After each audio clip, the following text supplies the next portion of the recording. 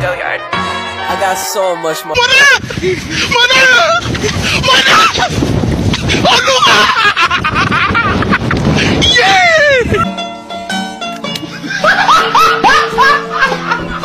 Are you ready, kids? Aye, Captain! I can't hear you. Aye, Captain! Oh!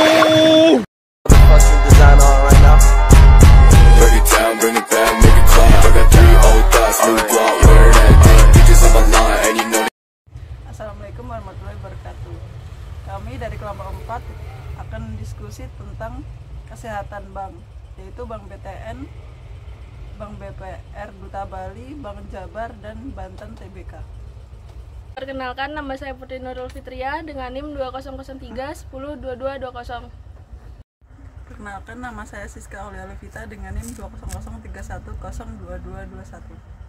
Perkenalkan, nama saya Febrianita Solihatul Herawati dengan NIM 20031102230. Di sini saya akan menjelaskan informasi seputar Bank BTN. Yang pertama itu adalah informasi umum dari Bank BTN. Bank Tabungan Negara atau lebih dikenal sebagai Bank BTN merupakan badan usaha milik negara yang menyediakan jasa di bidang perbankan. Bank ini itu memiliki komitmen kuat dalam mendukung dan memberi pelayanan pembiayaan untuk sektor perumahan lewat 3 produk utamanya, yaitu yang pertama adalah perbankan perseorangan, yang kedua bisnis, dan yang ketiga adalah syariah. Berikut rincian yang lebih terperinci tentang Bank BTN. Yang pertama, jenis bank. Bank BTN termasuk ke dalam jenis bank milik pemerintah, yaitu yang akta pendiriannya maupun modalnya dimiliki oleh pemerintah, sehingga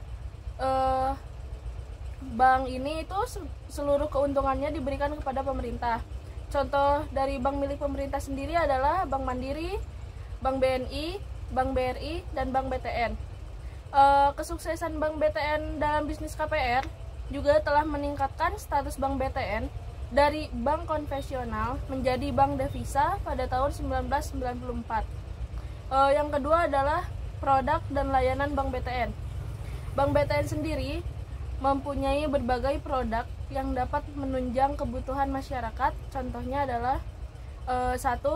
Bank tabungan BTN Siap, yang kedua tabungan BTN pensiunan, yang ketiga BTN Payroll, yang keempat tabunganku, yang kelima BTN Juara, yang keenam BTN Junior, yang ketujuh BTN Cermat dan BTN Cermat Ponsel, yang kedelapan Bank BTN Tabungan Batara, yang kesembilan BTN Perumahan, yang kesepuluh adalah KUR dan KPR. BTN juga menyediakan layanan istimewa untuk para nasabah prioritas. Yang mempunyai rekening prioritas di Bank BTN nanti itu mendapat keuntungan atau keistimewaan yang menarik. Contohnya itu mendapat layanan servis khusus berupa kebutuhan kesehatan, gaya hidup, dan travel bagi nasabah prioritas. Lalu jika bagi nasabah platinum yang berada di luar negeri akan mendapatkan kenyamanan penerbangan. BTN Prioritas juga menyediakan fasilitas eksekutif di beberapa bandara. Lalu ada tingkat kesehatan Bank BTN. Menurut Peraturan Bank Indonesia nomor 6/10/PBI/2004 tentang sistem penilaian tingkat kesehatan bank umum, penilaian tingkat kesehatan bank mencakup penilaian faktor-faktor sebagai berikut. Yang pertama adalah kapital, yaitu penilaian terhadap faktor permodalan, meliputi penilaian terhadap komponen-komponen sebagai berikut.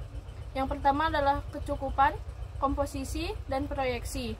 Yang kedua adalah kemampuan bank dalam memelihara kebutuhan pertambahan modal yang berasal dari keuntungan rencana permodalan bank untuk mendukung pertumbuhan usaha. Yang kedua adalah aset quality.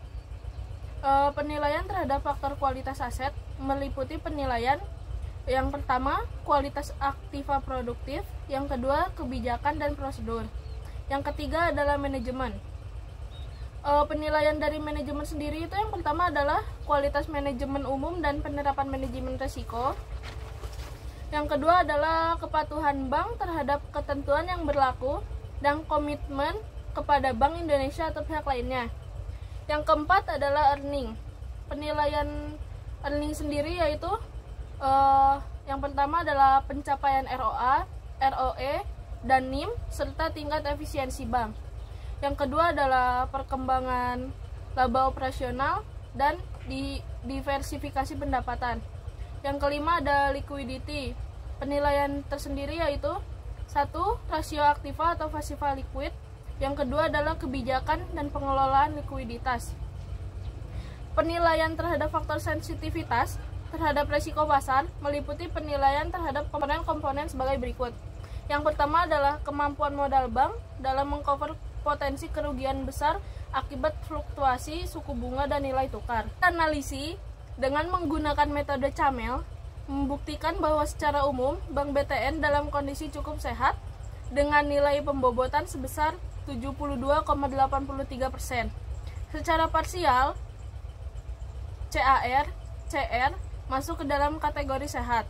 Aspek quality management dan earning masuk dalam kategori cukup sehat.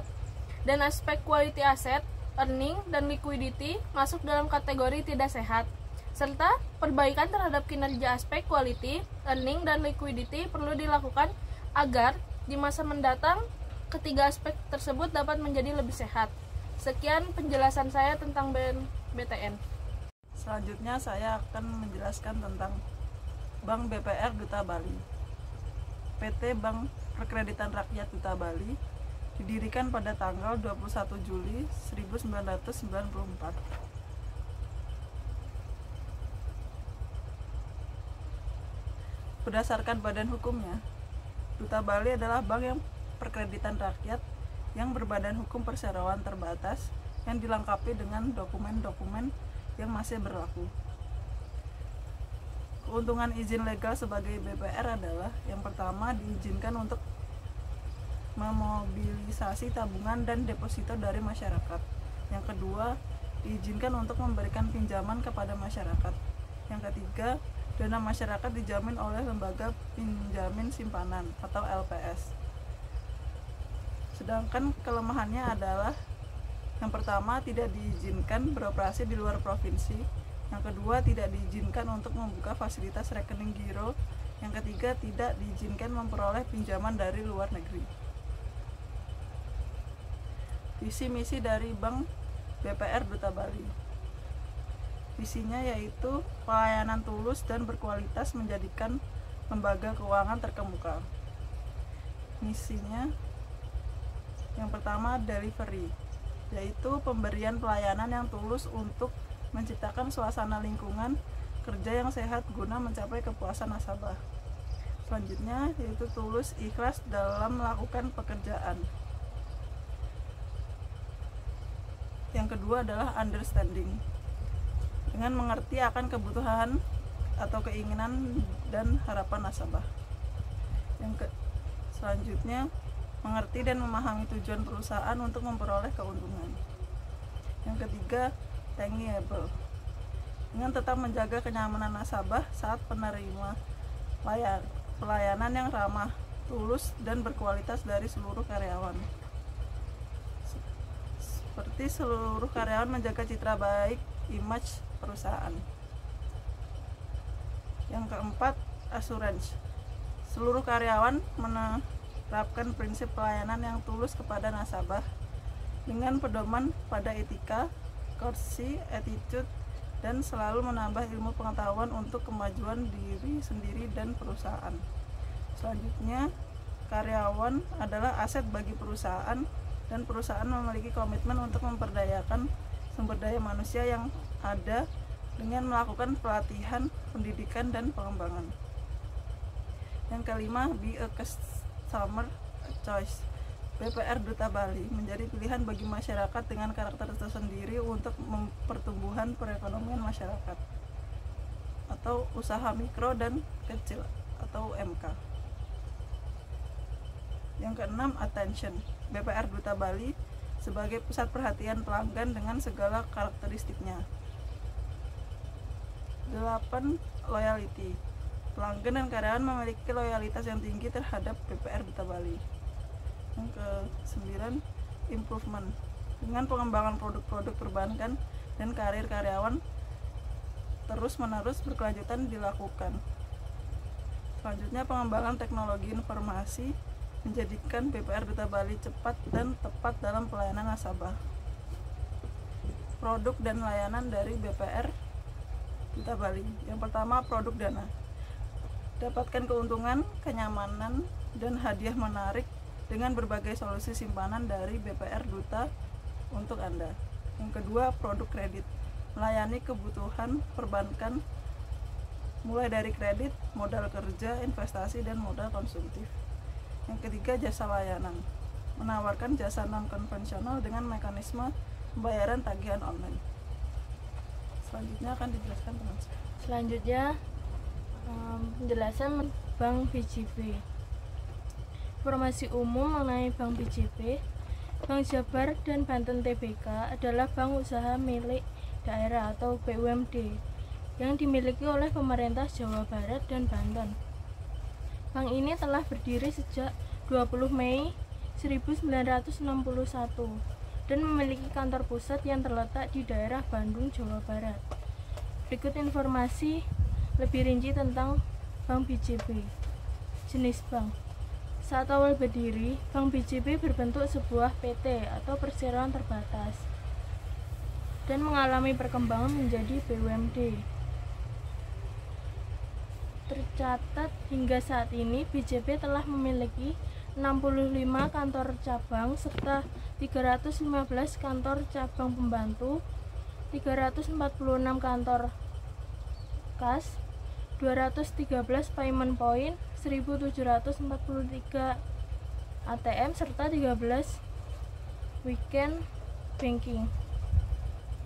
Untuk memenuhi permintaan masyarakat dan terselenggaranya jasa layanan perbankan yang dilandaskan syariah, maka BJB menjadi BPD pertama di Indonesia yang menjalankan sistem perbankan ganda dengan memberikan layanan perbankan secara konvensional dan syariah.